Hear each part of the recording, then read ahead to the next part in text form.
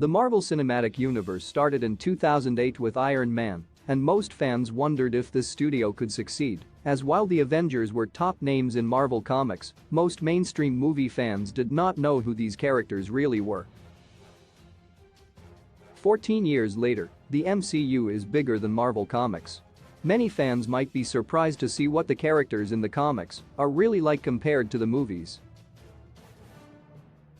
This might be one reason Marvel changed some things in comics to match up with the MCU's depictions.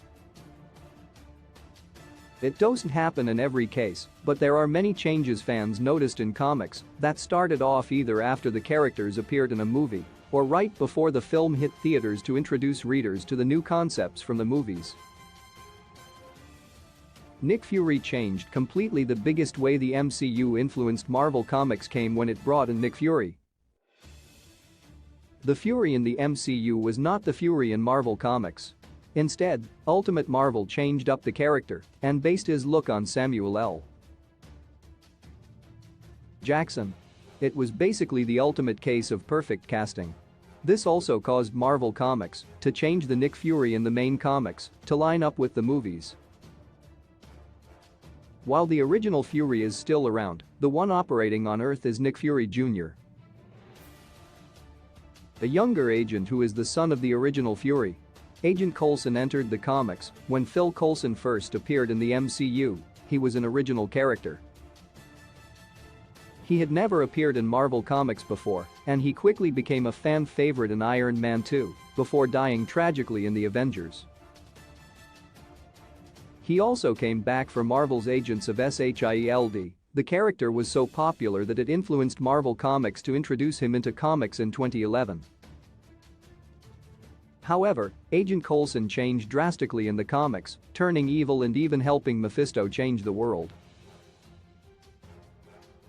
The movies redeemed Iron Man when Robert Downey Jr. signed on to play Iron Man in the MCU. It was a big move for director Jon Favreau.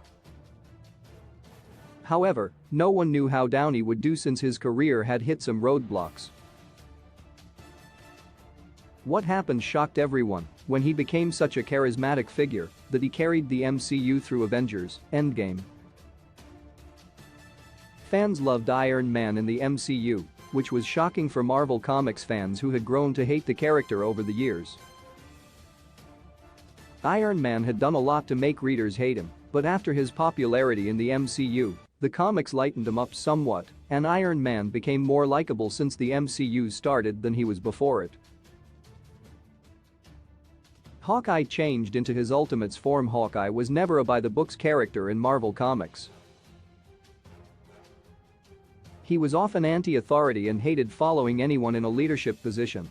Hawkeye even struggled to follow Captain America's orders. He became more of a leader in the comics with West Coast Avengers and Thunderbolts, but he was still rarely serious. Much like Nick Fury, Hawkeye in the MCU came from the Ultimate Marvel depiction of the character. He was a military man, working for S.H.I.E.L.D., and a soldier above all. Since his introduction in the Avengers, the mainstream Marvel Comics books have changed Hawkeye to fall more in line with his movie version. Restructuring the Guardians of the Galaxy. Marvel took its first actual risk when it released Guardians of the Galaxy, a team that even hardcore Marvel fans were not always familiar with. The movie also did something that was just as risky because its team was not the original one from Marvel Comics. Star-Lord, Gamora, Drax, Rocket, and Groot were not originally together in the comics until 2008, and this is the team that the MCU added to the movie. Once the team arrived in the movie, these five became the core team members in 2013 and have been a huge part of Marvel ever since. Changing Killmonger in the comics. Black Panther has always showcased social issues in the comics, but things really kicked up after he made his debut in Captain America: Civil War. When his movie arrived, it was special, made by all-black filmmakers with an almost predominantly black cast, and huge social issues surrounding the villain, Killmonger. In the comics, Killmonger was always a huge villain with a mask and was always pretty generic. After Michael B. Jordan's performance, Marvel Comics showed him shirtless with the tattoos, in a more slender form, and unmasked, clearly based on the MCU. He also became much more well-rounded and helped increase the comic's important look at social issues. Hank Pym gained a daughter in Marvel Comics. Hank Pym was the original Ant-Man and his ex-wife, Janet Van Dyne, was Wasp. Even after Hank gave up his role and Scott Lang became Ant-Man, Janet was still the only Wasp.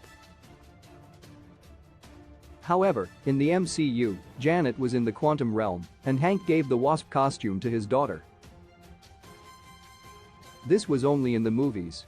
In the comics, there wasn't a Hank Pym daughter until 2016, 1 year after Ant-Man hit theaters. In the move, influenced by the MCU, Marvel Comics created a long-lost daughter for Hank named Nadia Van Dyne, a girl raised in the Red Room who became the new Wasp. The Inhumans and Eternals got a boost. Marvel Comics made some big changes for two of their most important teams after the MCU's debut. Thanks to Marvel not controlling the movie rights of the X-Men and Fantastic Four, they lessened their importance in comics. Marvel cancelled their Fantastic Four comics and then made the Inhumans more important than the X-Men. This happened around the time ABC started production on its Inhumans TV series. As much as the TV show influenced the Inhumans comic book stories, the Eternals suddenly roared back to life in the comics as well, just 1 year after their introduction to the MCU. Loki finally found redemption in the comics. In Marvel Comics, Loki was always a bad guy. Even when he had conflicts of consciousness, no one could ever trust him. The MCU introduced Loki as the first main villain that the Avengers battled, and he was pure evil. However, the Thor movies presented him as someone a bit more sympathetic. Fans wanted Loki to find redemption, which influenced Marvel Comics to make some changes. Loki became a secret agent and an anti-hero helping the good guys, and then, finally, he made up with his brother and became Thor's counsel after the God of Thunder became Asgard's king. Introducing a new Valkyrie. Another new character for the MCU that did not exist in the comics was Valkyrie. There was a Valkyrie in the comics, with Brunhild as the most famous and Jane Foster as the most recent. However, the version in the movies never existed in the world of Marvel Comics. That all changed after Thor: Ragnarok. Thanks to Tessa Thompson's popularity, after playing the character, Marvel introduced this version into the world of the comics as a long-lost Valkyrie that Jane found, and she is now a major Marvel hero in the comics and the movies.